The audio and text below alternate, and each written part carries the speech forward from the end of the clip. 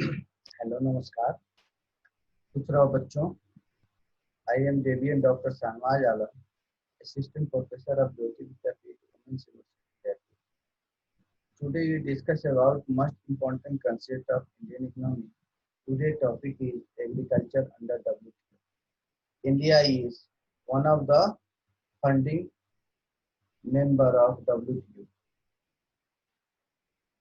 Founding founding member of WTO, which come into existence on January 1995, replacing GATT, General Agreement on Tariff and Trade, and promising the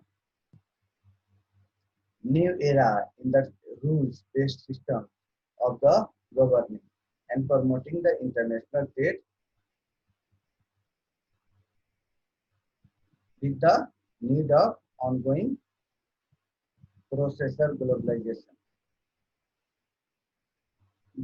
World Trade Organization provisions related to the international trade are now similarly applicable to the agriculture, which are brought within the fold of General Agreement Tariff and Trade. In the early round 1986 to 1993 of multilateral trade negotiations, application of WTO provision on agriculture involved many con- contentious issues and is an area of serious concern for developing countries, which are primarily agrarian economy. Moreover, the world, despite the growing independence and integration, is highly heterogeneous with regard to the level of development. This heterogeneity is very much noticeable when we compare the agriculture sector of developed and developing countries. Support, support infrastructure like storage, processing, financing, marketing, transport, and research and development facilities are much more advanced and organized. In, in sharp contrast, in the country like India, for millions of farmers who derive their livelihood from agriculture, it is still a way of life and not an concern they have chosen for themselves.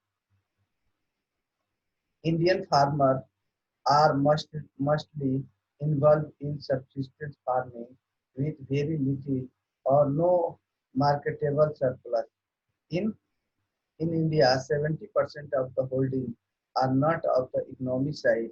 Marketing applications of modern technology and difficult, unaffordable for their farming. The developed countries like USA, Japan, Japan heavily subsidize their agriculture with high quality of standard and aggressive marketing practices. These countries hold 72% share of world trade in agriculture products and keep in developing countries virtually at the periphery of the world market. Under access, all non-tariff barrier like quotas will be converted into tariff. India had already removed quantity restriction on all her imports. It has now imposed the protective tariff on import on sensitive agriculture products in order to protect the interest of farming community. As far as the maximum limit of tariff is concerned, no country is permitted to impose tariff beyond the certain limit. All industrializations countries are to be reduced tariff by 36% within 6 years.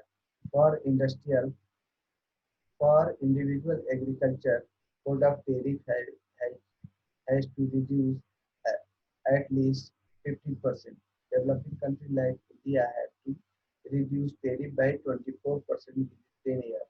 On any individual agro product tariff, cut has to be at least by 10% under export competition. The developed country had to reduce the value of direct export subsidy by 33% over the period of 6 years. And in volume terms, 71%, the base period for each cut in 1986 to 90 or 91-92. If exports were higher in that period, over the same period, the developing country are to reduce the value of direct export subsidy by 24% and volume terms by 10%. Under the domestic support, this issue likely to be providing and state support the farming in farm production. Under the Agreement on Agriculture, the developing country are to reduce they reduce amber box amber box subsidized within 6 years by 20C starting from 1995 to 1986-88 period base share. The same to be reduced by 30C, 30, 13C within the 10-year in developing country.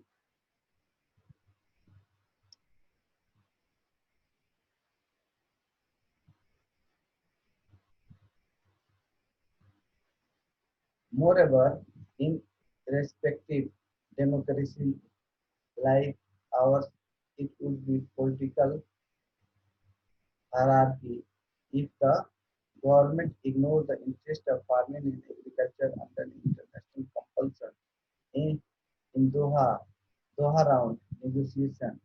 While the developing countries were mainly concerned about the issue like the market access and IPR, the developing countries were concerned about food security, poverty elimination, and economic growth. In the respect of process of globalization, it is the elite by developing countries that the developed would show only by a political concern about this issue. In the Farm Bill in the USA and collective farming policy in United Arab Agent support has been promised the farmer has before. Only the only major achievement of the part of developing country was that they did not succumb to the pressure of developing country and expected to conform to was focused on the agriculture G5 group committee India, China, Brazil, Argentina and South Africa and its members. Members emphasized the urgency of need of reduced subsidy in the developed countries, especially in USA and EU countries. India played a proactive role in this initiative. It was highlighted that cotton export dependent economy of the world like the world begin 25,000 cotton growers.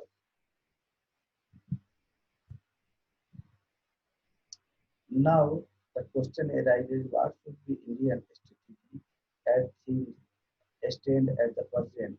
The prominent agriculture agreement do not appear to have the certain impact on domestic supports and export subsidy under agriculture agreement.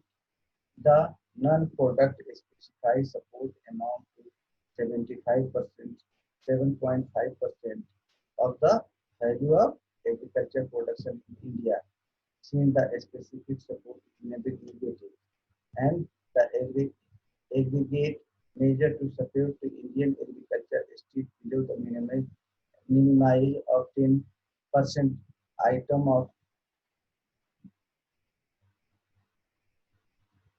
item. India has already suggested that AMS be calculated as sum of productive specified non-price supports in 2001 as the input subsidies to reduce poor farmer as exempt from the reduction of non commitment under World Trade Organization. Thank you.